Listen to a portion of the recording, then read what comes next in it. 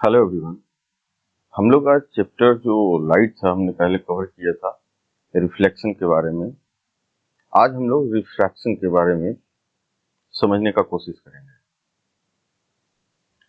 So basically refraction होता है क्या? अगर सिंपल भाषा में बोलूं तो यूजुअली ऐसा हम लोग कंसीडर करते हैं कि जो लाइट रे है वो एक स्ट्रेट लाइन में मूव करती है, लेकिन कभी कभी क्या होता है कि किसी रीजन से वो अपने स्ट्रेट लाइन जो पाथ है उससे हल्का सा बेंड कर जाती है, लेफ्ट या राइट।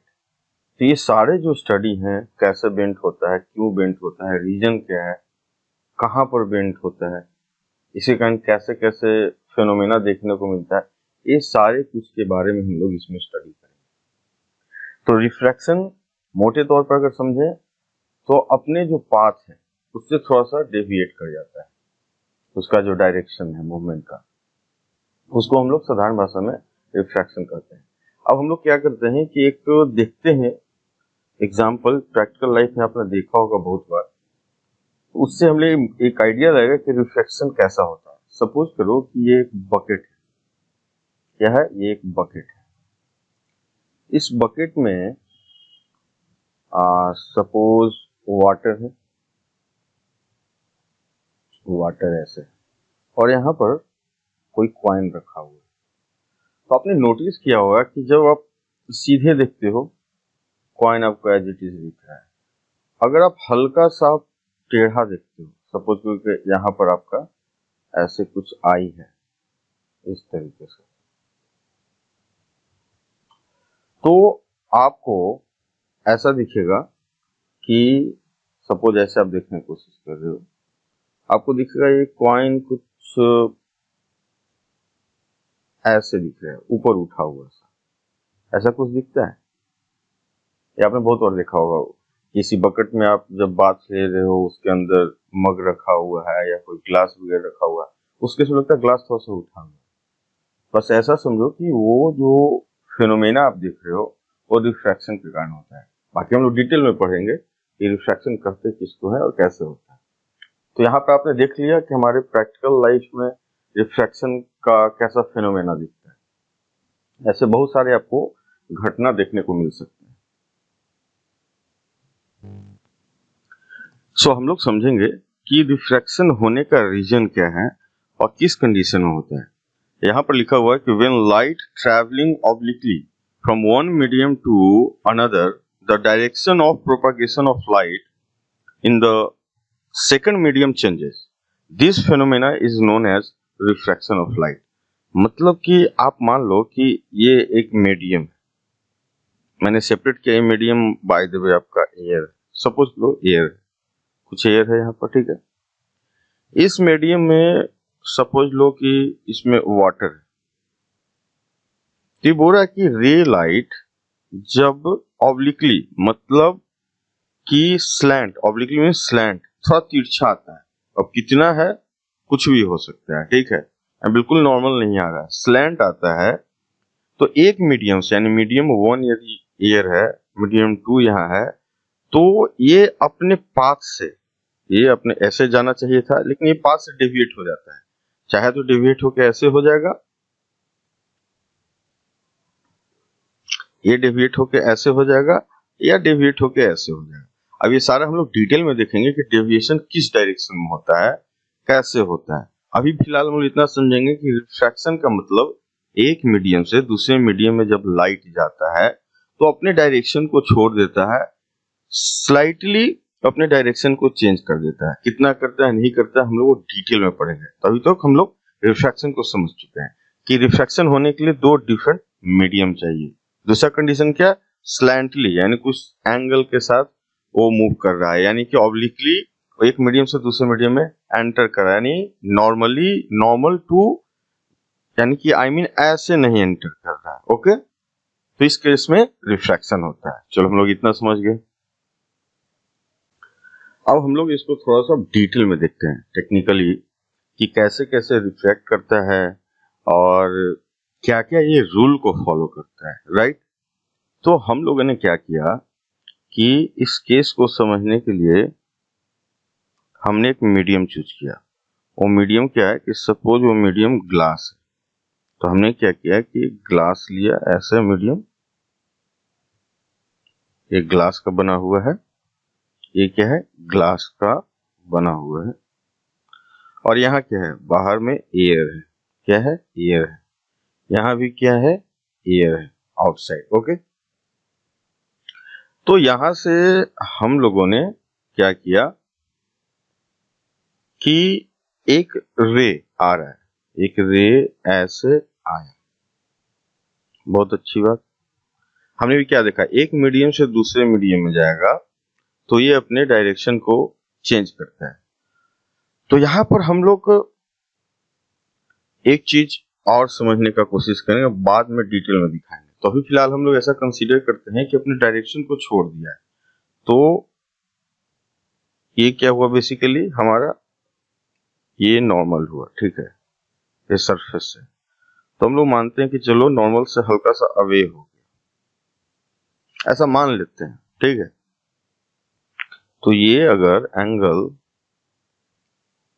I1 है, I1 मैंने माना, इसको क्या मान लिया, R1 रिफ्रैक्शन का, ठीक है। अब ये क्या किया, मूव अपना किया, करता जा रहा है, करता जा रहा है, अब यहाँ पर आए, तो यहाँ भी ऐसा कुछ नॉर्मल है 90 डिग्री।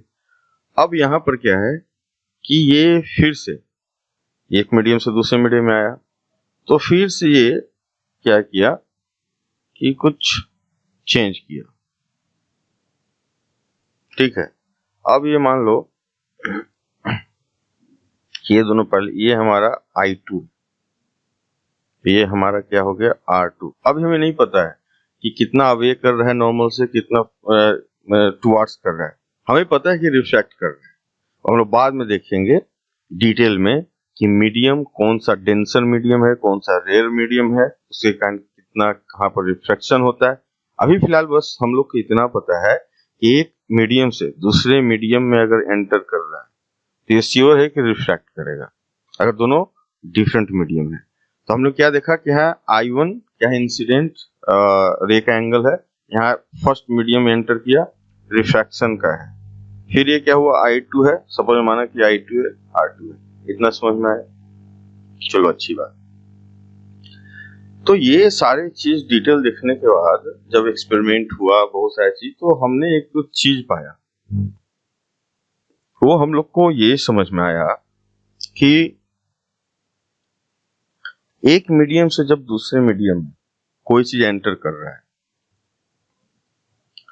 तो हमने कुछ चीज ऑब्जर्व किया। क्या ऑब्जर्व किया, उस पर हम लोग डिस्कस करेंगे, ठीक है। पहला चीज हम लोगों ने ये ऑब्जर्व किया कि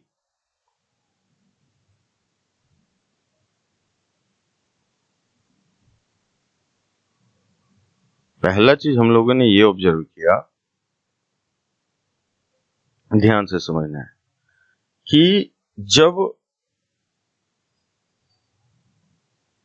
rare medium to denser medium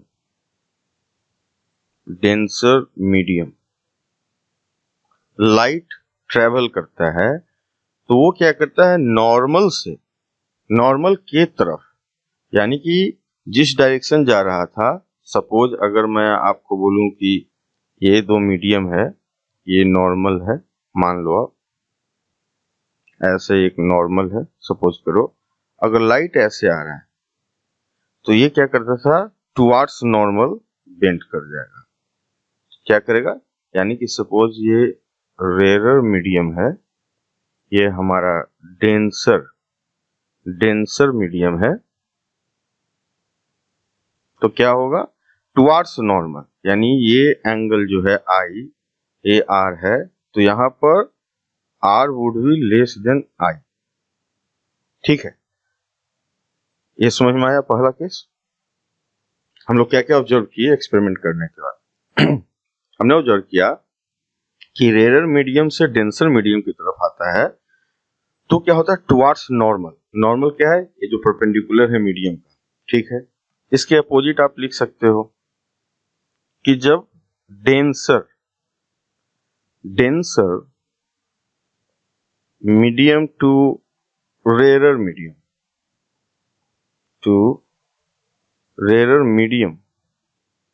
की तरफ लाइट मूव करता है। अब फिर यहां समझ लो ऐसे है, ऐसे नॉर्मल है, बाय द वे इस एंगल से आ रहा है। ये हमारा क्या है? डेंसर। ये हमारा क्या है? रेयर। तो ये जिस एंगल से आना चाहिए, देखो यहाँ पर है ना, इसको ऐसे आना चाहिए था, तो इससे हो गया। इसको क्या होना चाहिए था? रियल में ऐसे आना चाहिए था, लेकिन अब ऐसे जाएगा।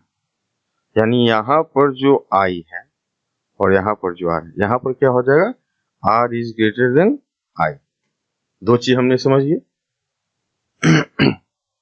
तीसरा चीज हम लोग ये समझेंगे, कब माइंड में क्वेश्चन आ रहा होगा कि रेयर और डेंसर मीडियम बेसिकली होता क्या है, तो ये कहीं ना कहीं वो मटेरियल या उसमें जो पार्टिकल है उसके डेंसिटी से इसको लेना देना नहीं है।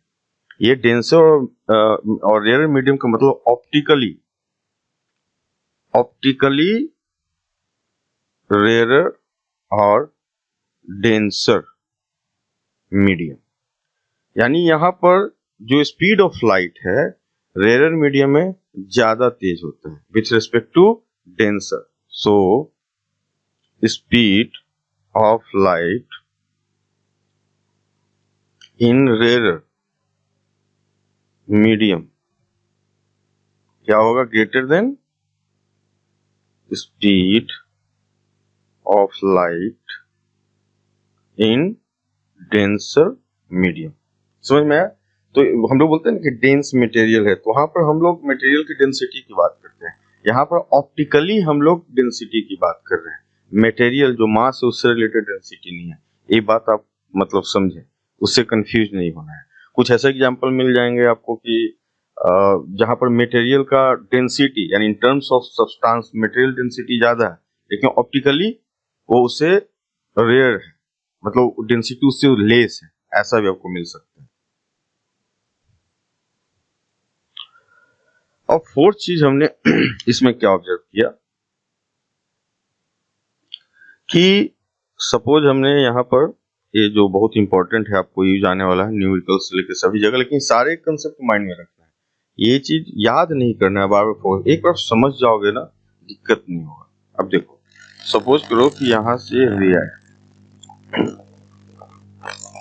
दिस इज नॉर्मल, मान लो कि ऐसे हो गया, यानी कि जाना था इसको कुछ ऐसे। इसका मतलब क्या है?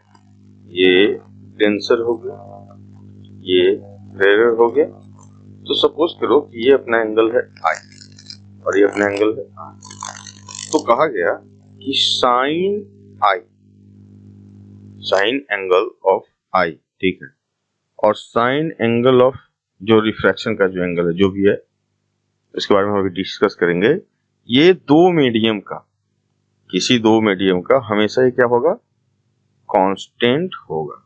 जब भी रेशियो आप निकालेंगे दैट इज कांस्टेंट। इसको हम लोग बोलते हैं स्नेल्स लॉ ऑफ रिफ्रैक्शन। क्या बोलते हैं? Snell's law of refraction.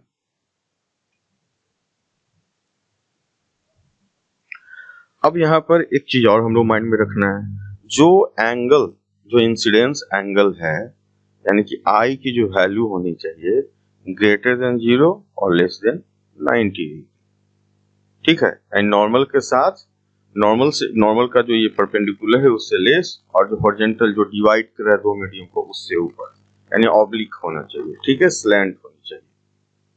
इसका मतलब कि स्लैंट होनी चाहिए। तो यहां पर ये चीज हमें मिलता है, ठीक है। और हम लोग इसमें देखते हैं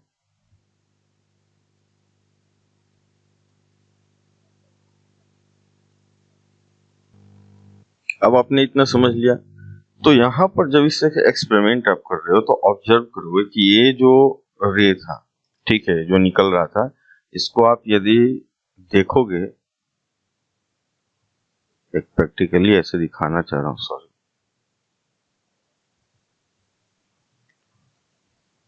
तो ये दोनों कहीं ना कहीं एयर मार्क है, फिर ये पैरेलल दिखेगा, ठीक है।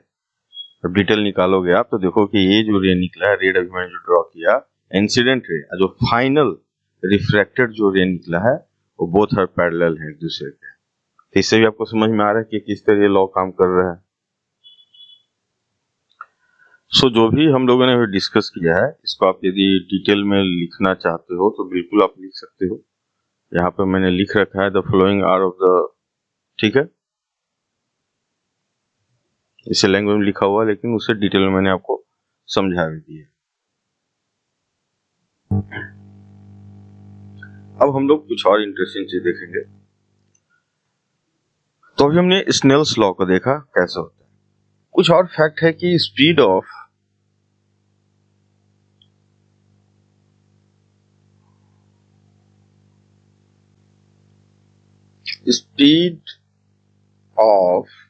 लाइट इन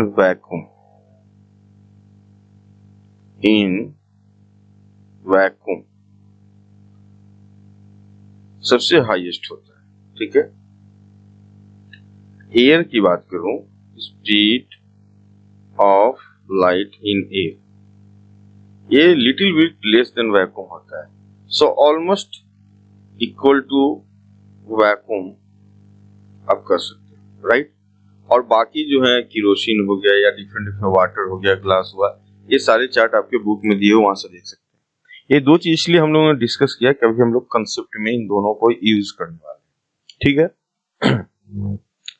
तो अभी आपने देखा था कि अगर कुछ ऐसा अपने पास दो मीडियम है, ठीक है, दो ऐसा मीडियम है, मान लो कि इसको हम लोग बोलते हैं मीडियम 2, और इसको हम लोग क्या बोलते हैं, मीडियम 1। मान लो कि यहां से कोई लाइट ऐसे इंसिडेंट हो, ठीक है, और उसके बाद कुछ ऐसा हो गया, जाना था इसको कैसे, ऐसे, ठीक है, अब तो समझ ही चुके हो, ऐसे जाना। तो यहां पर जो एंगल है ए आई और जो ए आर है, तो हमने भी क्या देखा था यहां पर हमने देखा कि sine of angle I upon sine of angle refraction जो एंगल है वो क्या होता है, कांस्टेंट। तो ये जो कांस्टेंट है इसको हम लोग एक नेम से जानते हैं, उसके हम लोग बोलते हैं कि रिफ्रैक्टिव इंडेक्स। क्या बोलते हैं, refractive index, refractive index of medium 2 with respect to medium 1। One medium से आया that is angle I, second medium में गया एंगल आर, जो कांस्टेंट है तो हम लोग बोलते हैं कि ये जो रेशियो का जो वैल्यू हमेशा फिक्स होगा, इसको बोलते हैं कि refractive index of medium 2 with respect to 1, जहां से लाइट आया और इस मीडियम में गया, ओके। तो हम लोग ये इसको किस तरह से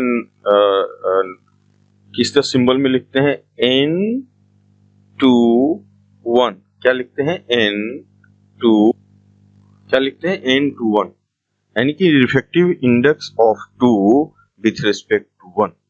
अगर इसको हम लोग ऐसे लिखते हैं n12, मतलब refractive index of medium 1 with respect to 2, इसको क्या बोलते हैं, refractive index of medium 1 with respect to medium 2, okay.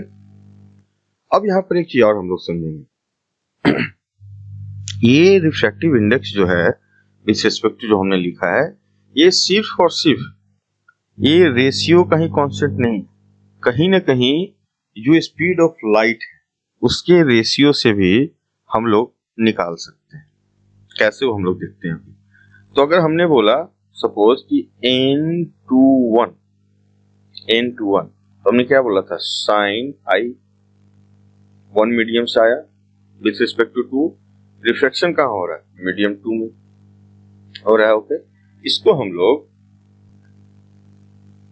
हम लोग क्या कहेंगे, speed of light in medium 1 upon speed of light in medium 2। यानी जिस मीडियम से एंगल आया इंसिडेंट, उसी मीडियम का हम लोग स्पीड लेते हैं, जहां रिफ्लेक्ट किया उसका स्पीड लेते हैं। ठीक है। अब यहां पर एक चीज और इसमें है कि किसी भी मीडियम से, बाय द वे, एयर या वैक्यूम से कोई भी लाइट आ रहा है और किसी सेकंड मीडियम में एंटर किया, मान लो सेकंड मीडियम में एंटर किया, तो कोई एक मीडियम यहां पर है। क्या मीडियम है हमें नहीं पता, मान लो मीडियम 2 है। तो यहां पर हम लोग निकालते हैं N2, यानी कि refractive index of medium 2 with respect to 1। 1 क्या है, एयर सॉरी तो बड़ा लिखता हूँ, कंफ्यूजन हो। N2 with respect to air या वैक्यूम, क्योंकि इसमें स्पीड ऑलमोस्ट सेम ही होता है।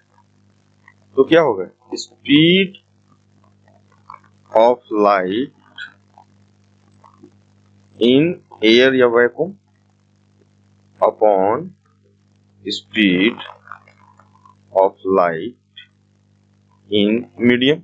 मीडियम जो भी हो, ग्लास हो सकता है, केरोसिन हो सकता है, वाटर हो सकता है, कुछ भी हो सकता है। इसमें कोई कंसेप्ट नहीं है, बस जो एक तरीके से जो लोगों ने बताया है, रिसर्च किया, उसके बेसिस पे। तो हम लोग क्या बोल सकते हैं, N2, चलो मान लिया हम लोग एयर अभी लिख देते हैं फिलहाल के लिए। तो स्पीड ऑफ लाइट और एयर, ये क्या होता है, C, हम लोग C से डिनोट करते हैं ना, जो स्पीड ऑफ लाइट है वो। और मान लो कि यहाँ speed of light in medium कुछ भी है, और भी हमें नहीं पता है। ये क्या है, speed of light in air या ऑलमोस्ट दोनों का स्पीड इक्वल ही होता है। ठीक है, एयर में थोड़ा लेस ही होता है। तो यहां पर इसको इस तरह के रेशियो जो होता है उसको हम लोग बोलते हैं absolute refractive index of medium. यानी मान लो कि, या एब्सोल्यूट, या इसको सिंपली भी बोलते हैं रिफ्रैक्टिव इंडेक्स।